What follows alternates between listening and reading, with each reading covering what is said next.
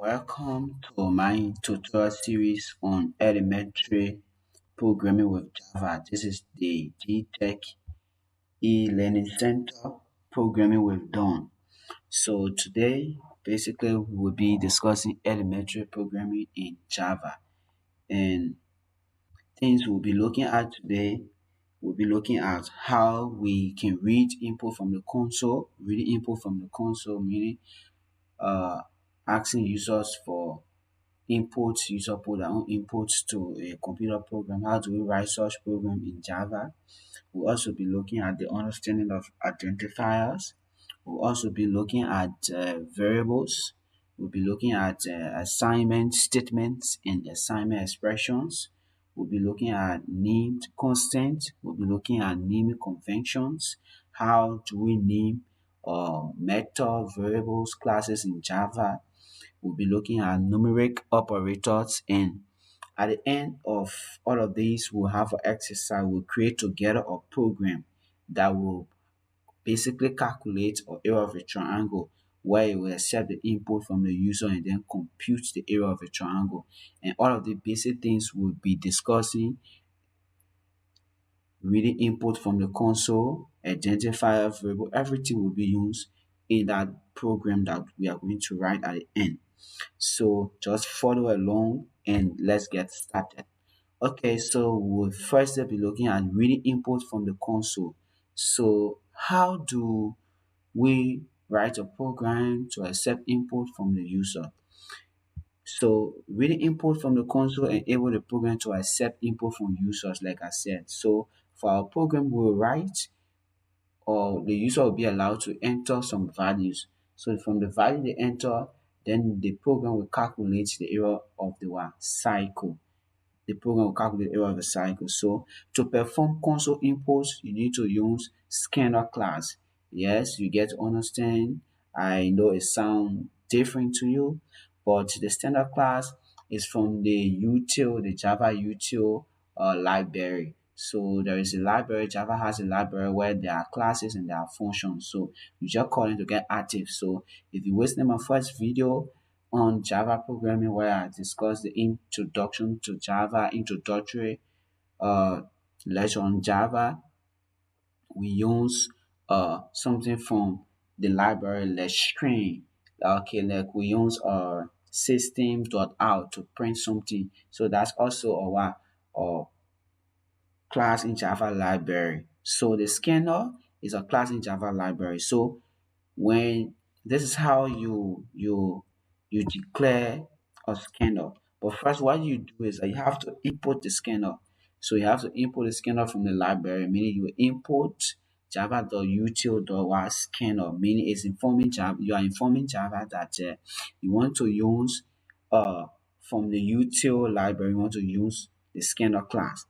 So you see here, this scanner, you see it's capitalized. This is telling you that it's the name of a class. So you have to say scanner, it should be capitalized, and then you say input. Input, this is the name of the variable. It's not supposed to be input, but what we do in programming is that you name things in a way that it suits the program you are writing. So the scanner is to accept input.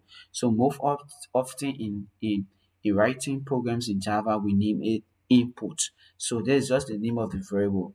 It's just the name of the variable that we'll be referencing if we want to use our scanner. And then you see in the new keyword. The new keyword here helps to create an object of the scanner type. So the new keyword is creating an object from the scanner class. So you say new and then you say scanner, then system.in. This means that it's for our input. So the system class, and then we say input, meaning we use this from the system class, we're using the in method. So the syntax scanner input declares that the input is a variable. Like I said, the input is just so the input can be changed to any other thing, but it won't look uh descriptive. So in Java, in programming, what you do as a software engineer, as a programmer, you always make your program to be descriptive so that it be easier to read through. So we say input will give the name of the variable as well input. So this is how we accept, this is how we create up or a program to accept input from the user. Don't bother about the practical aspect. We'll go straight to the practical aspect after explaining this when we're about to create the program that will calculate the what area of a cycle. So that's it for how do we read input. There are other ways to read input. It's not only using scanner, but for the sake of the tutorial lecture, we'll only be using scanner. You can use buffer reader, but for this program, we'll be using scanner. Next, we are going to discuss is identifiers. Identifiers. Someone will wonder what identifier is, but identifier is basically how we name or how we reference our method, our classes, our variables in our programs. So we say identifier are the names that identify the element such as classes, methods, and variables in our programs. How do you name your variable? The name you give your variable, the name you give your method, the name you give your classes are all our identifiers. Why we call them identifiers? Because they are used to identify it. They are used to identify that particular element of the program. You can click on the video there on my channel where I talk about Introduction to Java, or we create a simple program. We talk about the structure of a Java program where we talk about class definition and you get the understanding. So now there are certain rules that should be followed for all identifiers. There are certain rules that should be followed. All identifier must obey the following rules below. One, an identifier is a what sequence of characters that consists of what letters, digits, underscore, and dollar sign. So an identifier meaning a name of a class, a name of the elements, the name of a variable in the program can begin with what? A character, meaning a letter. It can consist, it can begin with a letter, but it consists of what? A character, a underscore, or a number. And then an identifier must start with a what? Letter. This means that you cannot be naming your class. You cannot be naming your class and you start with number. No, you cannot be naming your variable, you start with number. No, you cannot be naming your method and then you start with number. No. You have to start with a letter or you use an underscore or a dollar sign. It cannot start with a word digit. This is key. You cannot start to name your variable with digits. No, you cannot start the name of your class with digits. You cannot start the name of your method with digits. Take this into serious consideration. Let it be at the back of your mind. You see, an identifier cannot be a reservoir. So you can basically go on Google and check for all of the reserve. There are more reserve words in Java. So some of those reserve words are true, false, final, protect, private, public, class, methods. They are all reserve words, or in other way we call them keywords. So an identifier cannot be named, like I said, true, false, which are boolean, or null. An identifier can be any length, meaning it doesn't have special length to say the identifier should be 26 characters, the identifier should be 10 characters or 2 characters. No, your identifier can be any length. Only is advisable that it be descriptive, it's advisable that it be meaningful, you name them, meaningful so that it be easy to read through your code. So that's it for identifiers. And look at the key things and let it be at the back of your mind. So the next thing we are going to look at is variables. Variables. What are variables? So now, variables are used to represent value that may change in the program. Variables are used to represent what values that may change, meaning it's not forced to change. There are a lot of values we assign it. There are other values we assign it to the variable initially when we declare them. When we initiate the variable, we assign a value to the variable, and that at times that value doesn't change. So, but variable are used to represent value that may be changed in the program. So what is variable? For example, we say Java is a object-oriented programming and it looks at programming at object in the real world. So for example, let's say uh like we say we'll create a program to calculate the area of a triangle. So area of a cycle. Sorry. So the area of a cycle, what are things they have? We have power. The formula is what A is equal to power square, right? We have power, we have R, which is the radius. So those two are what? Variables, meaning they are attributes. They are things that make up the cycle. What are things that make up the cycle? The radius and the what? The value of power. These are things that make up the cycle, right? To calculate the area of the cycle. So those are variables. So variables are for representing what? Data of certain type. To use a variable, you declare it by telling the compiler its name as well as what data it can what? Store. So a variable is just looking like a container. A variable store is safe. A safe what? Data for you. So the variable declare tells the compiler to allocate appropriate memory space for that variable based on its what? Data type. So let's see how ways through which we can what? Declare a variable. One, you give the data type and the what? Variable name. You give the data type and the variable name. You give the data type and the variable name. So here are some what example of variable declaration. You see here int. This int is a data type meaning what? Integers meaning what? Numbers. And then the next thing you see is count is the name of the variable. Double is also a what? A data type. The name is what? The name of that variable is radius.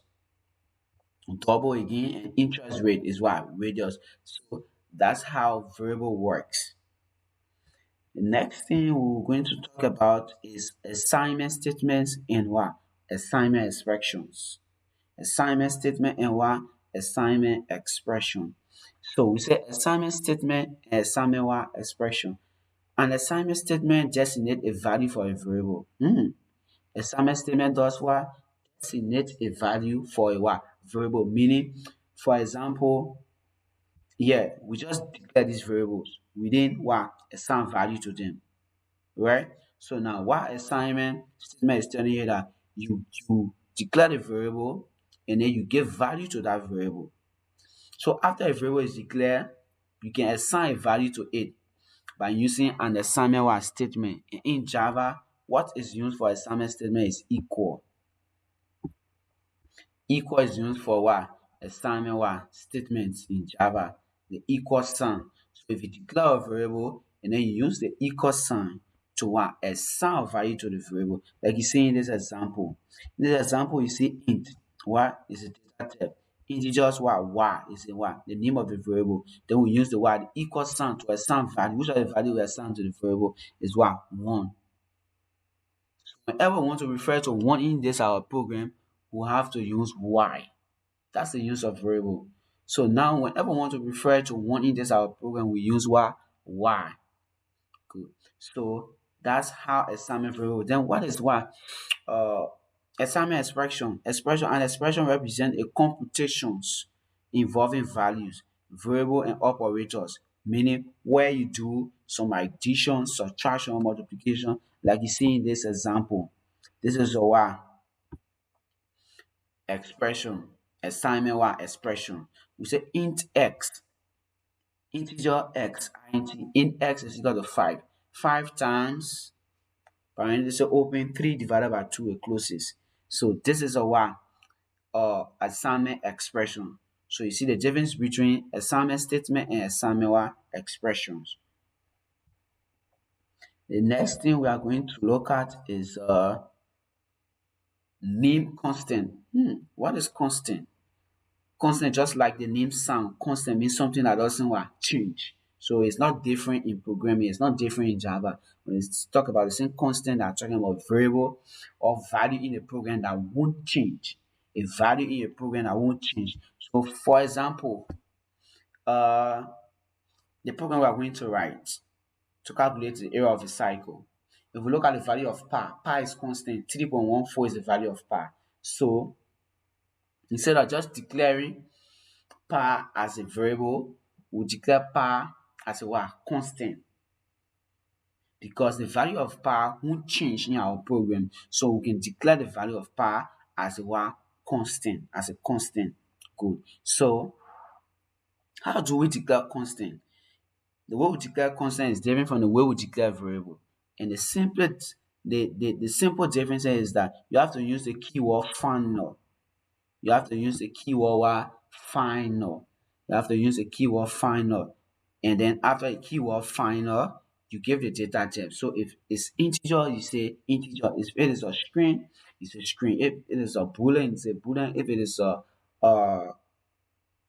double, you say double. So you can do research on the various data types in Java. So after using the keyword final, you use what?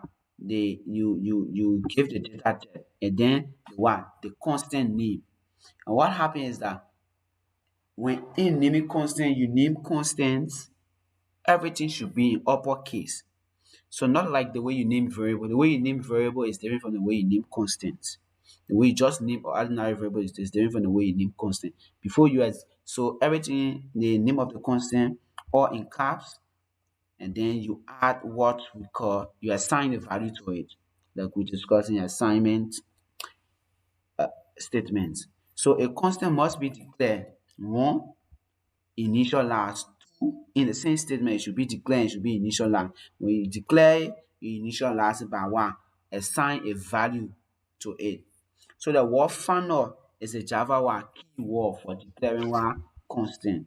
The word final, this word final is a keyword in Java is used to declare a word constant. So you can never declare a constant in Java and you don't use the word final. Then it's not a constant. That is just a variable. The next thing we are going to look at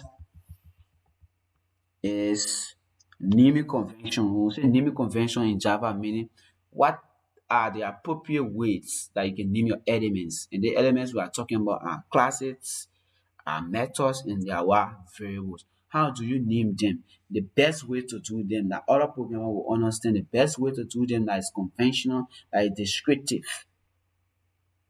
So we'll go to look at naming convention. So we say sticking with the Java naming convention makes your program easy to read and avoid errors. Let this be at the back of your mind as long as you practice programming with Java. Sticking with the Java naming convention makes your programs easy to read and to avoid errors. So they say make sure one, make sure you choose descriptive names. Like I said at the beginning, for the scanner class to create input, to accept input from the user. The reason why we declare the variable as input is to make it what descriptive. You can be you can be accepting input from the user and then you name your variable output. So as a programmer, when other programmer is reading your code, they will get what confused. So you make sure you choose what descriptive names with straightforward meanings. For example, variable, constant, class, and method in your program. If you are naming your variable, be descriptive. Use a straightforward name. If you are naming your constant, be descriptive.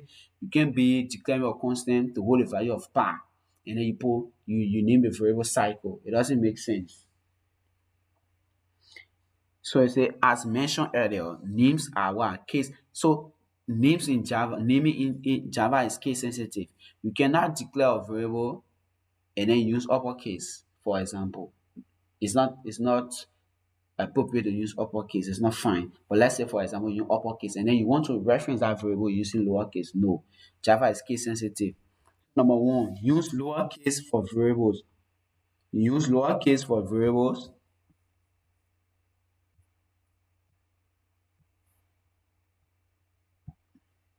You use lowercase for variable, and then you use what we call take a few minutes.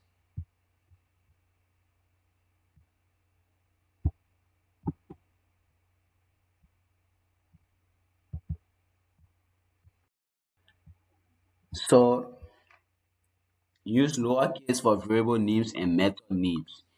You use lowercase for variable names and method names. If the name consists of several words, you have to concatenate them. When we say concatenate in programming, meaning you have to join them together. You don't recognize in the names of variables and methods, even classes, we don't recognize the program don't recognize space. So you don't put space.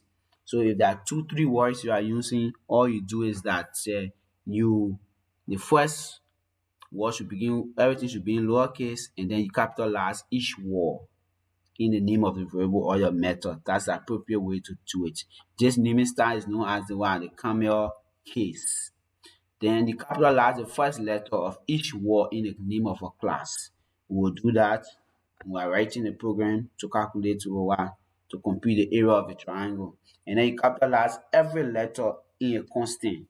So when you are naming constant, for example, when we are naming our value of pi, we have to capitalize every name of what pi, meaning pi, all have to be what in cap to know that or to declare as a constant, meaning for other programmer to understand what you are doing. So that when other programmer is reading your code, they are going to. So once, for example, code, when I see your code, once I see this name beginning with a capital of an uppercase, I know that this is the name of a class. When everything is in lowercase, I know that this is a method or this is a variable.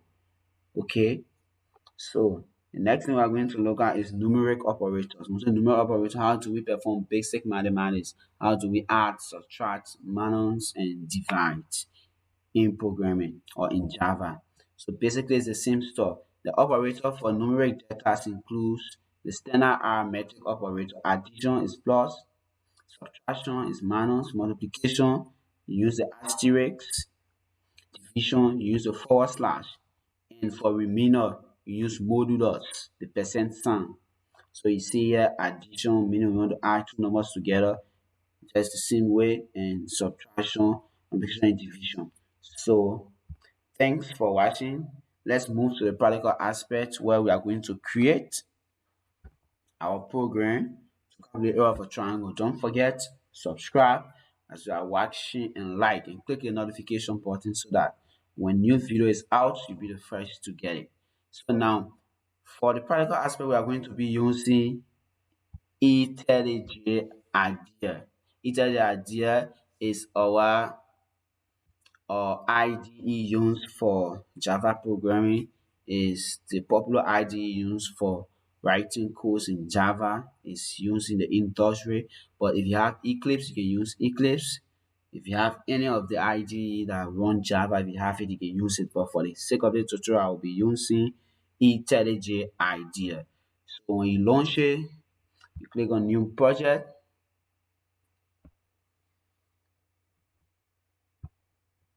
You click on New Project.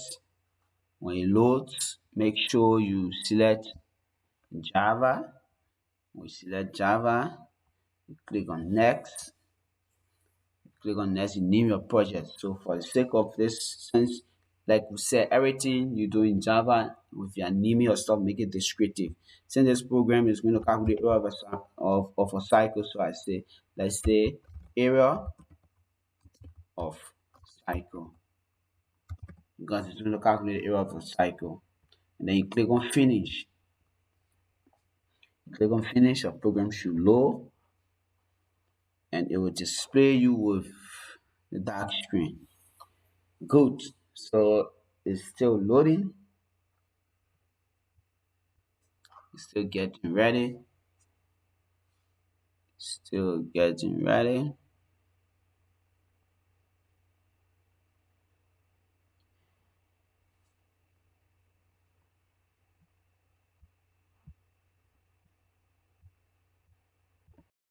Okay, sorry. If you click on new project, you click on new project, make sure you choose Java, not Java FX. Choose Java, you next. You click here, create a project template. So I create a project template for you. You next. You name it, let's say area of the cycle. You say finish. Yes. Low. So now this is a template we'll open with based on what you have. So now, in the previous video, I explained what this means.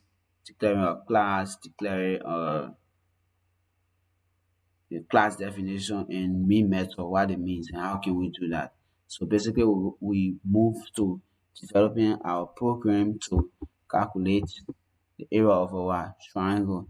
So I'm going to go to refactor to rename this. I don't want it to be me, so I go to refactor and then I name it what area of cycle.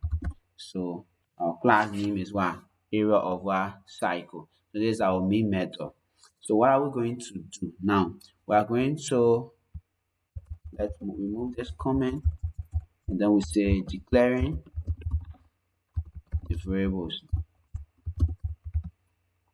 So we say the area of the cycle to calculate the area of a cycle. So the formula is what pi r square, right? So first we say radius. So our radius could be decimal number. So we declare as double data type. So double. We say radius. We can say the pi is constant, the value won't change. So we declare as a constant. What we said we do, we use the final keyword, right, to declare constant. And then everything should be in uppercase. So we say pi, everything in uppercase. Sorry, the data type, we say double because it's decimal. 3.14 is decimal. And then we say pi, the name, equal, we assign the value 3.14. Make sure, like I said in my previous video, every Java statement must end with a what semicolon to terminate. So these are then the next thing is the what area, the area of the what cycle. So in the data type double, the variable name area, and then that's it. No value assigned to it because for the radius, the value should be accepted from the what the user input their own value, and then the answer for the area now, whichever we're going to use the formula, we say what per r square, right? Meaning per times the radius what square. So how are we going to do that? So we say now we call this variable per times radius.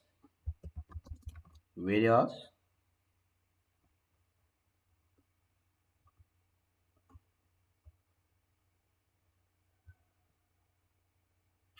We say radius. So calculate the area of this the area of us cycle. We say is what per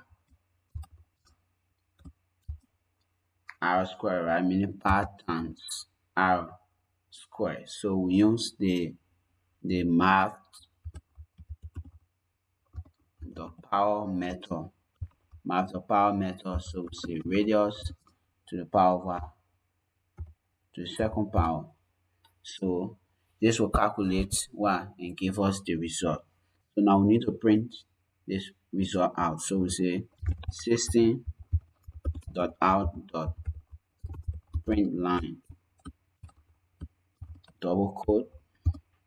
We say the area of the cycle is area of a cycle is we say plus area, right? So now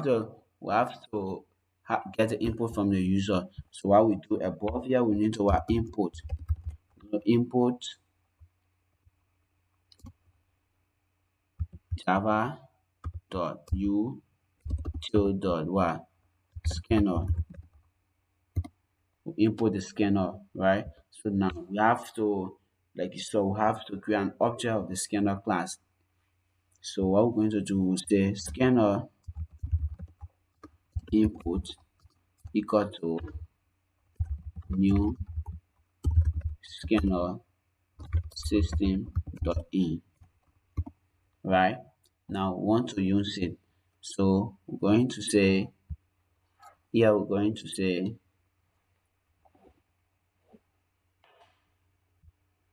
for variables. So we're going to say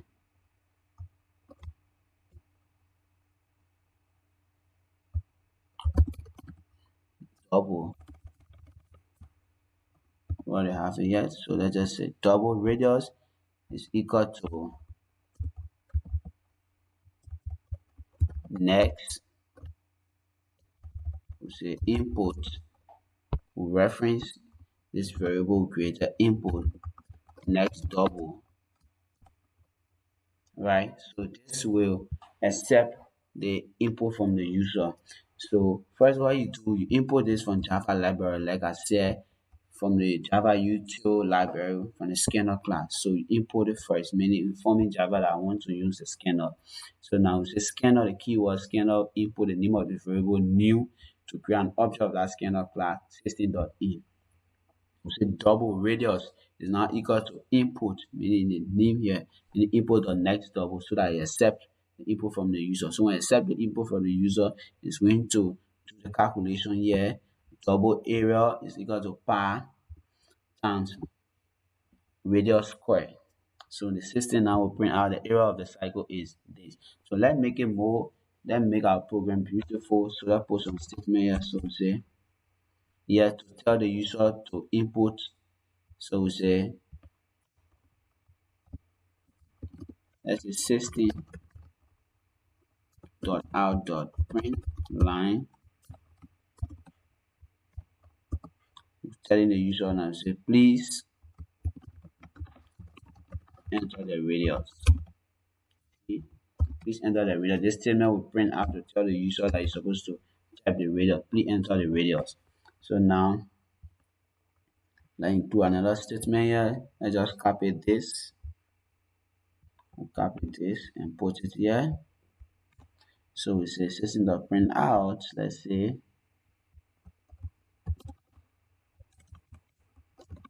the radius is, so the radius is plus the, now we take this area from here and say radius, meaning the radius that the user will enter will be printed out before calculating. Let's put another statement and say the value of r is, come here and say what pr. So now click on the green button here to run your program and let's see what happens.